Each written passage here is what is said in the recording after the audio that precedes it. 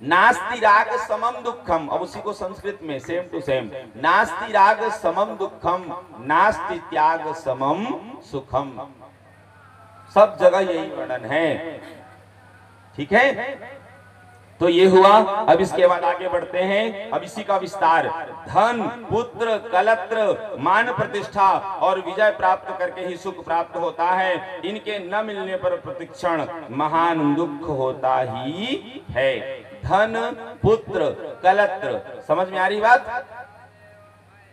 अतः जैसे सुख प्राप्त हो सके वैसा उपाय करना चाहिए और सुख के साधन का संग्रह करना चाहिए। जो सुख में विघ्न डाले उसे शत्रु समझना चाहिए। जो रागी पुरुष के सुख को सर्वदा बढ़ाए वही मित्र है। चतुर मनुष्य मोह में फंसता नहीं, किंतु मूर्ख सर्वत्र आसक्त रहता है। दोनों बातें बतला दिए। इन सब में जो रम जाता है वही रागी है। मतलब रागी दो प्रकार के हैं, एक मूर्ख, दूसरा चतुर। मूर्ख व्यक्ति उन्हें अपना मान बैठ करके उन्हीं का हो जाता है, और चतुर व्यक्ति ठीक है परमात्मा की कृपा से कहें, प्रारब्धवश कहें, जो वस्तु मिल जाए तो उसे ग्रहण कर लें, लेकिन उन्हें अपना न माने। उन्हें ग्रहण कर लें लेकिन उन्हें अपना, ये सत्य है। इस संसार में कुछ भी अपना नहीं है, ये नोट कर लीजिए। कुछ भी अपना मैं नहीं, मेरा नहीं, यह तन किसी का है दिया। जो भी अपने पास है वह धन किसी का है दिया। देने वाले ने दिया वह भी दिया किस शान से, मेरा है ये लेने वाला कह उठा अभिमान से। ये जीवन का सत्य है। कल हमारे पास कुछ नहीं था, आज उपलब्ध है, वो कल किसी और का होगा। हमारे पास टिकने वाला ये सत्य है। इस बात को हम जो है कहते हैं ना, जैसे गांव की भाषा में बड़े बुजुर्ग बतलाते हैं, ये धन क्या है, ये धन तो लोकल भाषा में क्या कहते हैं, ओरिया के छांव। क्या कहते हैं, यही बोलते हैं ना। कुछ गलत हो तो बताना, मैं ठीक कर लूंगा। सीखने में बुराई नहीं, न बढ़ते देर लगता। सूर्योदय होता है, देखेंगे खुद की परछाई इतनी बड़ी होती है कि नजर नहीं आती, लेकिन अगले 6 घंटे में शून्य। अगले 6 घंटे में शून्य। जैसे सूर्य भगवान सीधे आते हैं, 12 बजता है तो हम अपनी परछाई दिखती, फिर अगले 6 घंटे में वैसे बढ़ता है। तो बस यही जीवन की विशेषता है, न बढ़ते देर लगता न ही घटते। तो इसलिए कभी भी इसके फेर में न पड़े। ठीक है, यदि प्रारब्ध कर्म बस मिल गया है तो उसका उपयोग करें, उसे अपना। क्यों ये अपना न मानने का इसलिए कहा गया है कि जिससे आपको दुख न हो। अपना न मानने का सिर्फ यही उद्देश्य है कि जिससे आपको दुख की अनुभूति न हो। तो इस प्रकार जो है अब आगे फिर ये चर्चा हो रही है। सूत जी सौनकादि ऋषियों को विस्तार कर रहे हैं, और इसके बाद फिर जो है अब आगे सूत जी बोले कि सुखदेव जी को आया हुआ सुनकर पवित्र आत्मा राजा जनक अपने पुरोहित को आगे करके मंत्रियों सहित उन गुरुपुत्र के पास गए, और महाराज जनक ने उन्हें बड़े आदर से उत्तम आसन देकर विधिवत सत्कार करके फिर करने के पश्चात एक दूध देने वाली गौ प्रदान करके उनसे कुशल पूछा। मतलब राजा जनक जी आतिथ्य रूप में कहें, ये उनका इस प्रकार स्वागत किए हैं, आतिथ्य सत्कार किए हैं। अब यहां से चर्चा होती देखेंगे, यही ज्ञानियों की चर्चा सामान्य नहीं होती। सामान्य लोग मिलेंगे तो वो सामान्य चर्चा करते हैं, लेकिन जब ज्ञानी आपस में मिलते हैं तो वैसे ही चर्चा होती है। ये प्रसंग कहते हैं ना ज्ञानियों का, ऐसा बतलाया जाता है व्यवहारिक रूप में कि आप बहुत काल तक सदग्रंथों का अध्ययन किए, पढ़ाई किए एक तरफ, और कुछ देर का सत्संग एक तरफ। कुछ देर का सत्संग मतलब हो सकता है बहुत से पुस्तकों को पढ़कर भी आप वो प्राप्त नहीं कर सके जो क्षण भर के सत्संग से मिल। इसी को कहते हैं ना कि तूलताई सकल मिली जो सुख लो सत्संग। ये सत्य है। तुलनता ही सकल मिली, जो सुख लो। तो अब इस प्रकार देखिए जो है, कुशल प्रश्न करके सुखदायी आसन पर बैठे हुए शांत चित्त वाले व्यास पुत्र सुखदेव जी से महाराज जनक ने पूछा, हे महाभाग, मेरे यहाँ अपने स्पृह का आगमन किस कारण हुआ है? हे मुनि श्रेष्ठ, उस प्रयोजन को बतलाइए। तो राजा जनक जी के पूछने पर फिर श्री सुखदेव जी, जो उनके बीच चर्चा हुई थी और जिस हेतु सुखदेव जी आए हैं, वो जनक जी से फिर जो है निवेदन किए हैं। और इसके बाद तपस्तीर्थ व्रतेज्यास्य स्वाध्याय तीर्थ सेवनम ज्ञानम वावद राजेंद्र मोक्षम प्रतीच कारणम। बहुत सुंदर प्रसंग है, यही हमें सुनना और समझना है। हे राजेंद्र, तप, तीर्थ, व्रत, यज्ञ, स्वाध्याय, तीर्थ सेवन और ज्ञान, इनमें से जो मोक्ष का साक्षात साधन हो वह मुझे बताइए। आज ये सब क्रिया हम भी कर रहे हैं, लेकिन हमें समझना होगा कि इन क्रियाओं से हमें क्या संभव है। जैसे आज की कथा के आरंभ में मैंने कह दिया था ना, अन्य जो हम पुण्य कर्म करते हैं, ठीक है, उसके फल स्वरूप हमें स्वर्ग की प्राप्ति हो सकती है, लेकिन मोक्ष मिलना संभव। अब इस बात को आपको यदि और अच्छे से समझना है ना, तो आप लोग गरुड़ पुराण सुनते हैं। गरुड़ पुराण में ध्यान दीजिएगा, जो गरुड़ पुराण के 16वें अध्याय हैं, उनको विशेष सुनना। 16 अध्याय है गरुड़ पुराण में, लेकिन जो 16वां अध्याय ही है वह विशेष है, उसको जरूर ध्यान से सुने, मौका लगे तो स्वयं पढ़ें और जीवन में आचरण करें। अभी जो चर्चा हो रही है ज्ञान की, ये उसी की चर्चा है। जनक जी बोले, जैसे कि सुखदेव जी ने प्रश्न किया था कि जो मोक्ष मार्गावलंबी विप्र को जो करना चाहिए उसे सुनिए। मतलब यदि सच में हमें मोक्ष की कामना है तो हमें क्या करना चाहिए। उपनयन संस्कार के बाद सर्वप्रथम वेद शास्त्र का अध्ययन करने हेतु गुरु के सानिध्य में निवास करना चाहिए। वहां वेद वेदांतों का अध्ययन करके दीक्षांत गुरु दक्षिणा देकर वापस लौटे मुनि को विवाह करके पत्नी के साथ गृहस्थी में रहना, यही क्रम है जो अभी हम चर्चा किए थे। मतलब जो व्यवस्था हमारे निवास के लिए बनी है, हमें उसके विपरीत आचरण। जैसे कुछ लोग क्या करते हैं, महात्मा बन जाते हैं, विवाह नहीं करते। मैंने क्या कहा था, यदि गृहस्थ ब्रह्मचर्य आश्रम में निवास करते हुए आपने परमात्मा को पा लिया, आपका उद्देश्य पूर्ण हुआ, तो आपको गृहस्थ की आवश्यकता नहीं है, सत्य है। लेकिन यदि परमात्मा को नहीं पा सके तो बिना किसी संशय के आपको गृहस्थ स्वीकार कर लेना। क्यों? यदि मनुष्य गृहस्थी से मतलब भोगी से योगी बने तो सम्मान की बात है, अच्छी बात है।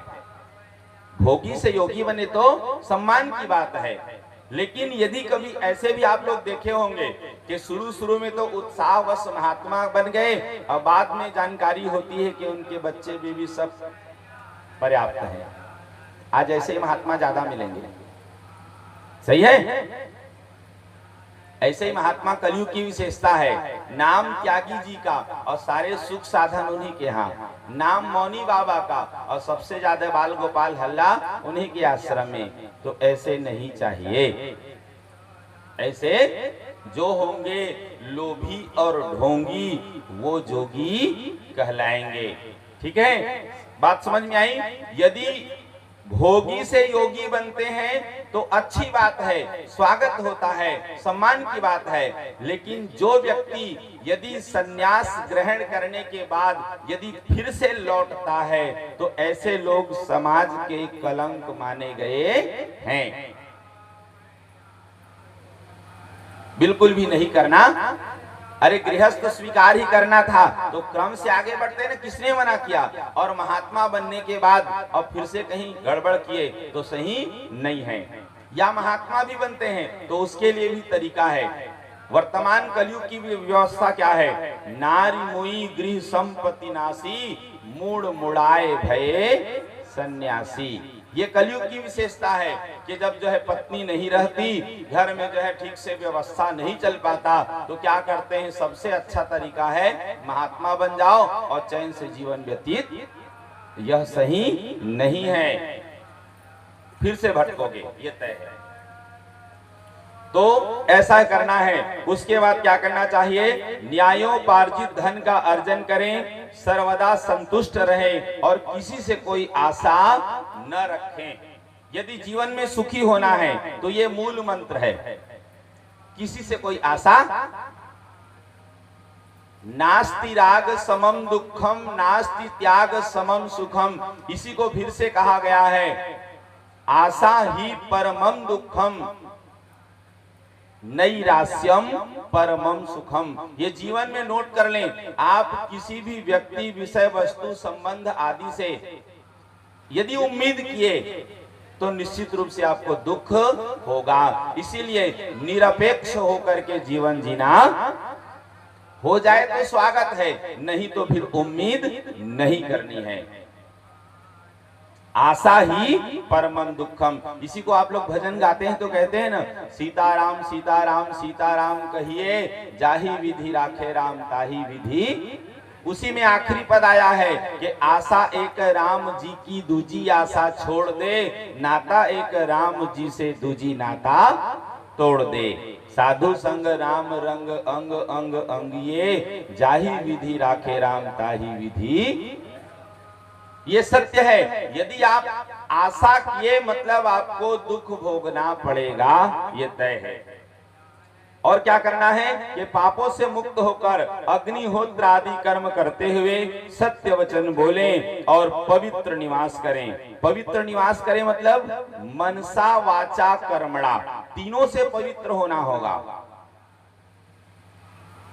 मनसा वाचा कर्मणा मतलब सबसे पहले हृदय से ही शुरुआत होती है। मतलब हमारे हृदय, मन पवित्र हो। मन पवित्र होंगे तो विचार अच्छे उत्पन्न होंगे। अब जब विचार अच्छे उत्पन्न होंगे तो क्रिया भी हमारी सही होगी। ये तय है, तीनों जरूरी है। ऐसा ना हो कि हृदय में कुछ और, वाणी में कुछ और आचरण में कुछ। ऐसा नहीं होना चाहिए। जो हृदय में है वही वाणी में हो, और जो वाणी में हो वही क्रिया में होनी। मनस्य अन्यद वचस्य अन्यद कर्मण्य अन्यद चतुरात्मनाम, मनस्य एकम वचस्य एकम कर्मण्य एकम च महात्मनाम। मतलब मनसा वाचा कर्मणा एक हमें होना पड़ेगा। अब इसके बाद फिर क्या करें? सुंदर अपने आगे जो है गृहस्थ को स्वीकार करें, मतलब गृहस्थ के अनुसार निवास करें। और फिर जब गृहस्थ का समय पूर्ण हो जाए तो हमें वानप्रस्थ आश्रम में रहे। वहां तपश्चर्या द्वारा क्या करना है? वानप्रस्थ में जो खड विकार कहे गए हैं, काम, क्रोध, लोभ, मोह, मद और मत्सर, धीरे धीरे इनसे बचने का अभ्यास करें। बार बार कहूंगा, हम इतने पहुंचे हुए महात्मा नहीं हैं कि एकाएक हम इनसे मुक्त हो जाएं। मेरे अगरबत्ती है तेल ओती भिजवावा, अब कल ले अगरबत्ती वाले ले ओही में रखिया जो नाए ओही में ले जलाए दिखाए, ओही में खोचे। विडंबना है। मैं जहां भी जाता हूं गांव में हर बार बतलाता हूं, अगरबत्ती जलाना सही नहीं है। पूजा में अगरबत्ती नहीं जलाना चाहिए। तो लोग बुरा मान जाते हैं, हम अगरबत्ती जलाए नहीं थी, जौहर नहीं होगी। सब छत्तीसगढ़ के हैं, प्रायः तुरंत समझ जाएंगे। विवाह जब करने जाते हैं तो आप लोग अपनी भाषा में उसे कहते हैं पुत्री पुत्रा। क्या कहते हैं? आटे का बना के ले जाते हो कि नहीं ले जाते हो पूजा के लिए? गौरी गौरा, उनका सही नाम गौरी गौरा है। मतलब भोलेनाथ जी के रूप में हम पूजा करते हैं, उमा महेश्वर। ठीक है। तो वो जो वास्तविक में पूजा करते हैं उसका भाव ये होता है कि इन दोनों दंपत्ति के द्वारा, मतलब जो अभी एक हो रहे हैं, अखंड रूप से उस वंश की वृद्धि होती रहे। अखंड रूप से बड़े बड़े पेड़ झाड़ आप देखे होंगे, बड़े बड़े, जब ऐसा समय आता है कि वह भी या तो अंधड़ में गिर जाता है, या तो पानी की कमी के कारण सूख जाता है, या अन्य किसी प्रकार से वह प्रभावित हो जाता है। लेकिन आप इतने बड़े बुजुर्ग बैठे हैं, कोई मुझे बता दे कि बांस के पौधे को कोई मरते हुए देखे हैं? देखें? जब तक उखाड़ के नहीं फेंकोगे तब तक वह मरेगा।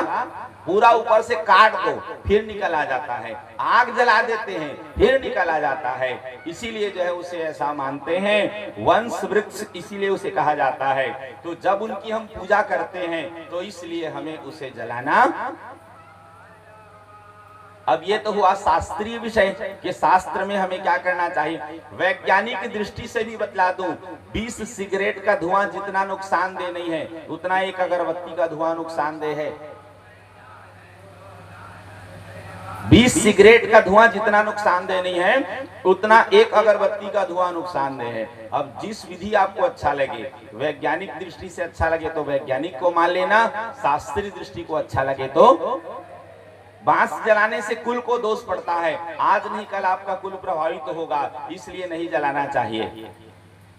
बिलासपुर में अब लगभग सब तो नहीं कहूंगा लेकिन 12 आने लोग इस बात को मानने लगे हैं, या जो शहर में है पढ़े लिखे सुन रहे हैं, गांव में अभी भी मुड़ घुसराई करना नहीं छोड़ते।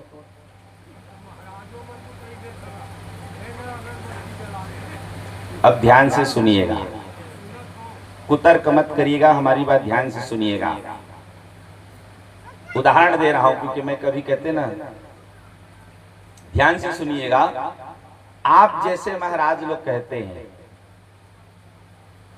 वाक्य गलत है, क्या आप समझदार होके भी गलती कर रहे हो? वाक्य गलत है। क्यों? समझदार होता तो गलती नहीं करता, और गलती कर रहा है मतलब समझदार। हमने क्या कहा? अब तक किसी ने नहीं बताया, अब तक किसी से नहीं जाने, अब जान गए तो आगे मानना है। इसके बाद भी जबरदस्ती करोगे तो आप स्वतंत्र हो। हम उसमें, शहर में ऐसे ऐसे लोग हैं जो 25, 30 साल से इस चीज को बंद कर चुके हैं।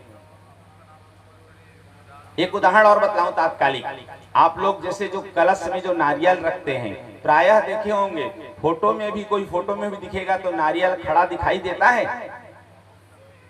कलश में नारियल खड़ी रखते हैं, लेकिन खड़ी रखना दोषपूर्ण है, उसको आड़ा ही रखना चाहिए। आगे अभी देवी भागवत सुन रहे हैं, बहुत सी चर्चा इसमें होगी। मेरा सिर्फ ये कहना है, देखो कोई गलत नहीं है, ध्यान से सुनिएगा मेरी बात। जिसकी जितनी जानकारी उतनी बतलाते सत्य है। हम किसी को गलत नहीं कहेंगे, किसी की निंदा, भाई जिसकी जितनी जानकारी, समझ रहे हैं, कोई गलत नहीं है। लेकिन देखिए, जब हम नहीं जानते थे हम भी वैसे करते आ रहे थे, लेकिन जब जानकारी हो रही है तो सुधार होना चाहिए कि हर चीज में हम अपडेट हुए, रहन सहन, खान पान, बात व्यवहार, सब चीज में। तो पूजा पाठ में क्यों नहीं होना?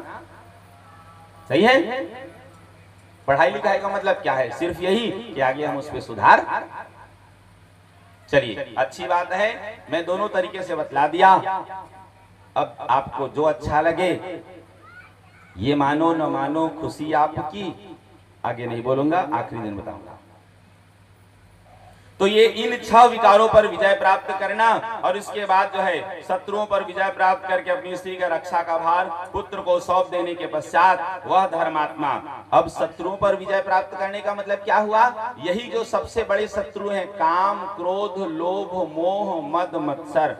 जब मन पूर्णतः अभ्यस्त हो जाए कि अब मुझे ये प्रभावित नहीं करेंगे, अब तब वानप्रस्थ के बाद संन्यास कैसे लेना चाहिए वो बतलाया जा रहा है कि पहले वानप्रस्थ जब जाएं तो पत्नी के साथ निवास करें, और जब मन अभ्यस्त हो जाए तो पत्नी को ले आकर के सुंदर उनके आगे के जीवन के लिए उचित व्यवस्था करके फिर खुद संन्यास ग्रहण करना चाहिए।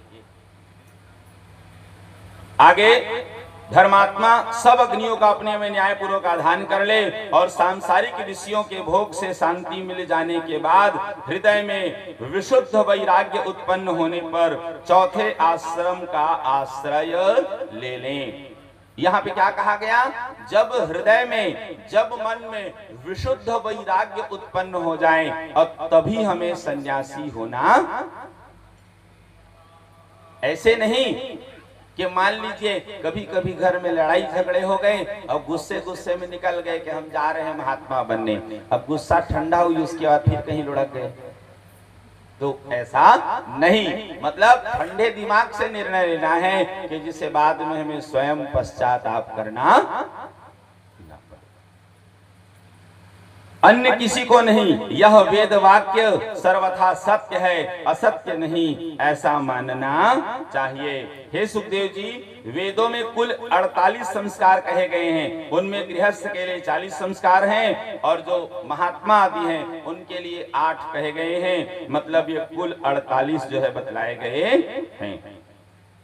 तो इस प्रकार जो है, अब देखिए कितना प्रसंग। फिर इन बातों को सुनने के बाद सुखदेव जी फिर से प्रश्न कर रहे हैं। बोले, चित्त में वैराग्य और ज्ञान विज्ञान उत्पन्न हो जाने पर अवश्य ही गृहस्थ आदि आश्रमों में रहना चाहिए अथवा वन में।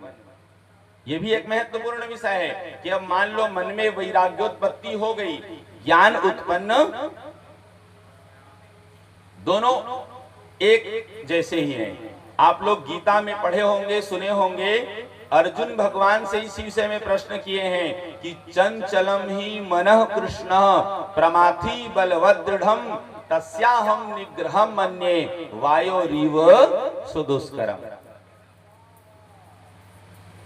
मन को वश में करना मानो कोई हवा को अपने वश में कर ले, ऐसा कठिन बतलाया गया है। तो इसके लिए उपाय क्या है? अभ्यासेन तु कौन्तेय वैराग्येण च गृह्यते। अभ्यास से ही संभव है, एकाएक संभव।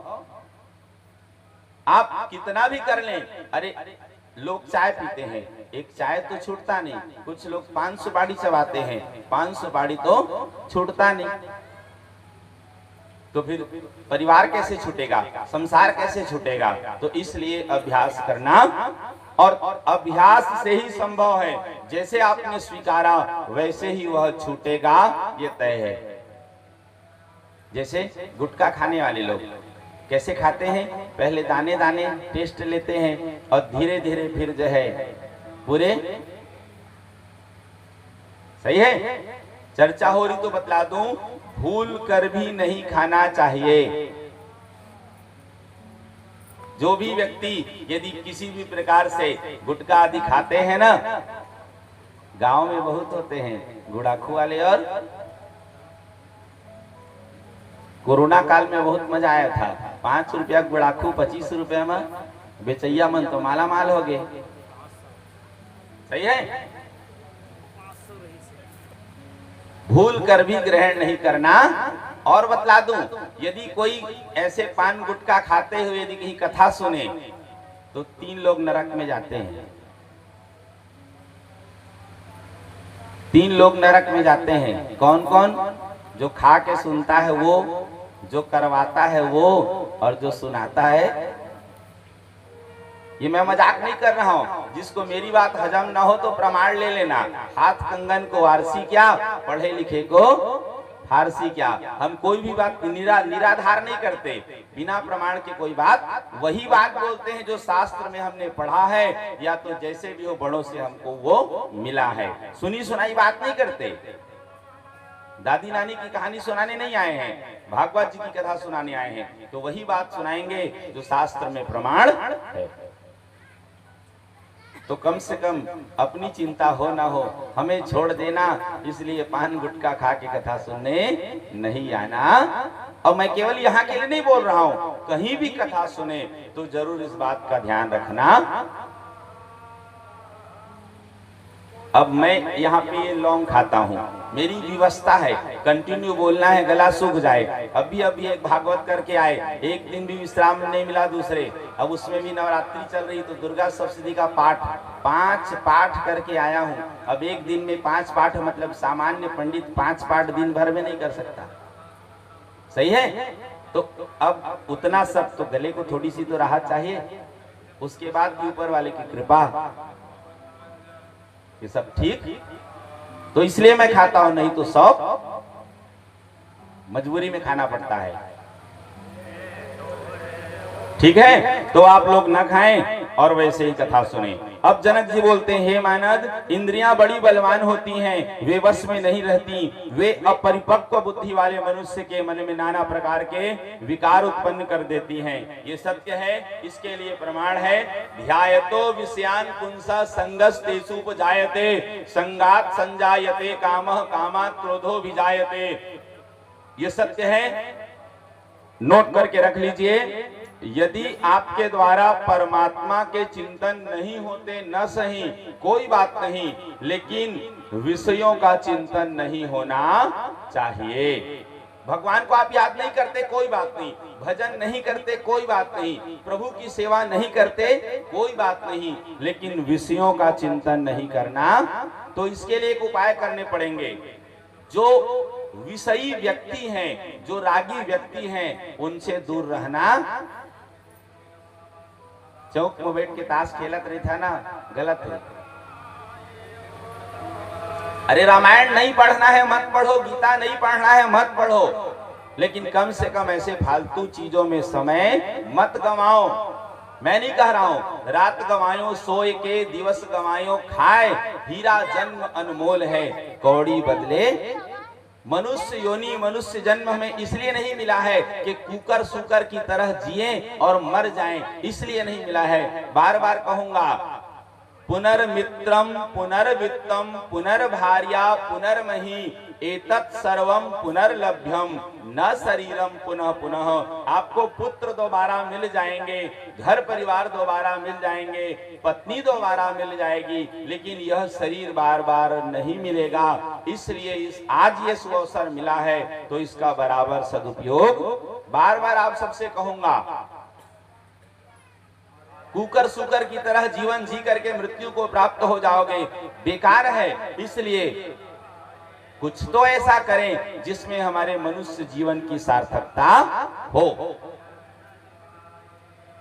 तो विषयी लोगों से दूर रहना है। ध्यायतो विषयान पुंसा संगस तेषुपजायते। जैसे ही सांसारिक चर्चा हम सुनते हैं, ध्यान सुनिएगा, जैसे हम चर्चा सुनते हैं तो अपने आप मन फिर उस विषय में विचार करना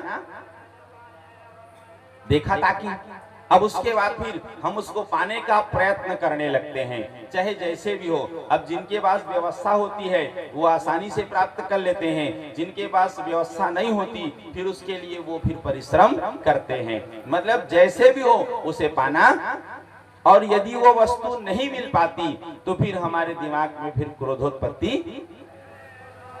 जीवन में जब मनोनुकूल कार्य नहीं होते तो क्रोधोत्पत्ति होती है, और क्रोध उत्पन्न होने के बाद अंततो गत्वा विनाश की ओर हम अग्रसर होते। क्रोधात् भवति सम्मोह, सम्मोहात् स्मृति विभ्रम, स्मृतिर्भ्रंशात् बुद्धिनाशो, बुद्धिनाशात् प्रणश्यति, और अंततो गत्वा हम नाश को प्राप्त होते हैं। इसलिए बार बार आप सबसे कहूंगा, अच्छा न हो सके न सही, कम से कम बुरा नहीं होना चाहिए।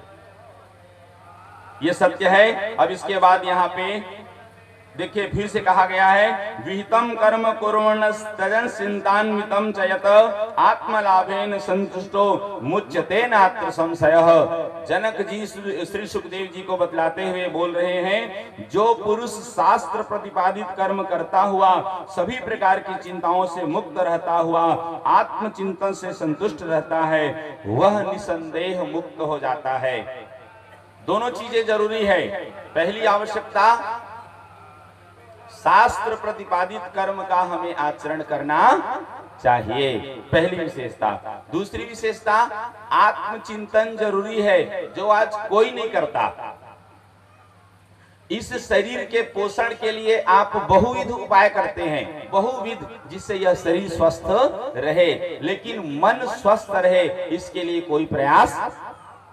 इसीलिए मन कमजोर हो चुका है। शरीर का तो पोषण हो जा रहा है, लेकिन मन पोषित नहीं हो पा रहा है। मन भटक रहा है। अब यही कारण है कि जीव अधोगति को प्राप्त हो रहा है।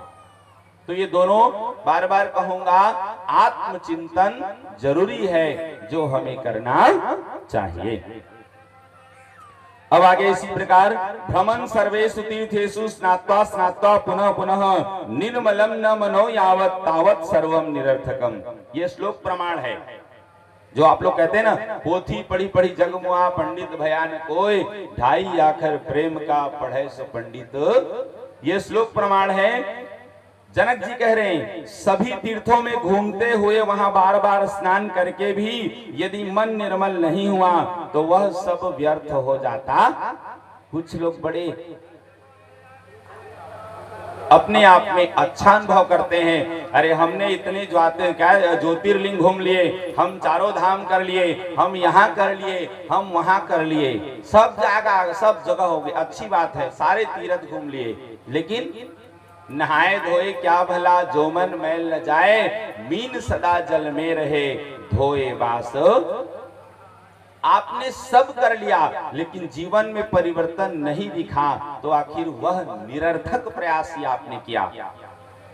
आप कहीं नहीं गए लेकिन जीवन में, अब जैसे कथा सुने, फिर से कह रहा हूं, ध्यान से सुनेंगे। कथा सुनना तब सार्थक है जब सुनने के बाद सद संकल्प लिया जाए कि अब से हम ये बुराई स्वीकार नहीं करेंगे, तब सुनना सार्थक है। 9 दिन खूब अच्छे रहे, वैरागी बन गए, त्यागी बन गए, महात्मा बन गए। जैसे कुछ लोग क्या करते हैं, अभी सावन चल रहा है तो मांस नहीं खाएंगे, मदिरा नहीं पिएंगे, लेकिन दूसरे दिन ऐसे भीड़ लगती है कि मेला फैल। किसको धोखा दे रहे हो? अपने आप को ना। गलत है, ऐसा नहीं करना चाहिए।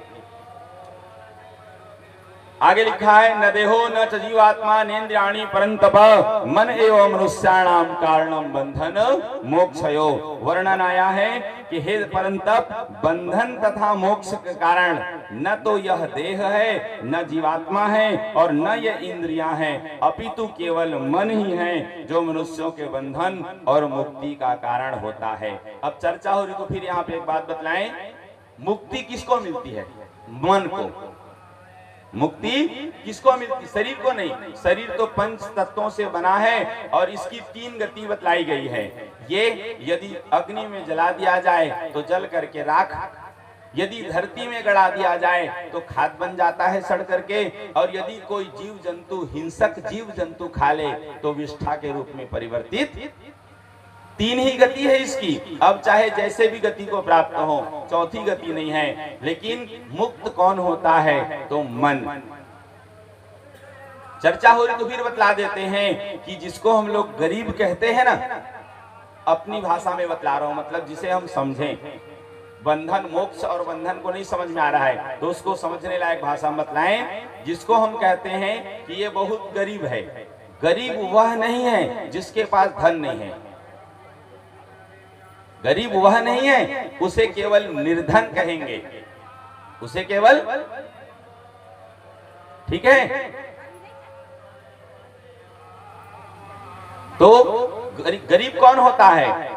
कोवा दरिद्रो ही विशाल तृष्णा, जो बहुत महत्वाकांक्षी होते हैं, जिनकी इच्छाएं बहुत बड़ी बड़ी होती है, उन्हें गरीब कहा जाता। जिनके पास धन न हो वो गरीब नहीं होते। सुन लीजिए, जो बहुत महत्वाकांक्षी होते हैं वे गरीब। मैं नहीं कह रहा हूं, हमारे महापुरुषों ने भी यही कहा है, मैं मरी माया मरी मरमर गया शरीर, आशा तृष्णा न मरी कह गए दास। कबीरा मन निर्मल भया जैसे गंगा नीर, पीछे पीछे हरि फिरत कहत कबीर। मन को अच्छा बनाइए, बाकी सब अपने आप अच्छा हो जाएगा। बोलिए भक्तवत्सल भगवान की जय।